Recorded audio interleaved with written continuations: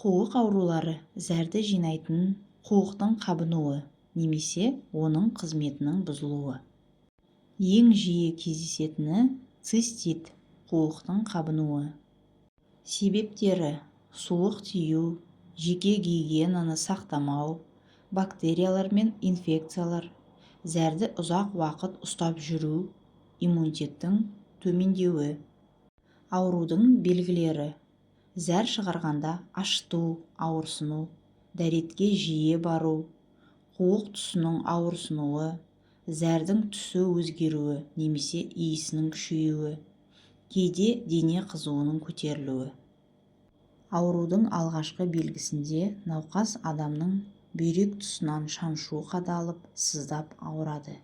Кейін шаншу күшейіп, науқас мазасызданады. Шаншу кіндікке, бүйрекке және қуық арасындағы түтікше бойымен шапқа да берілуі мүмкін. Бұл кезде науқас адам лоқсып, құсады, іші кебеді.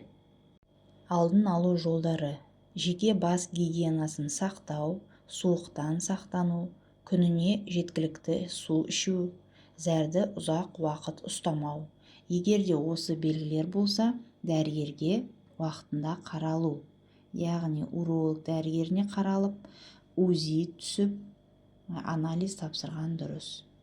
Денсаулықтарыңызды сақтап, салауатты өмір салтын ұстаныңыздар. Сау болыңыздар.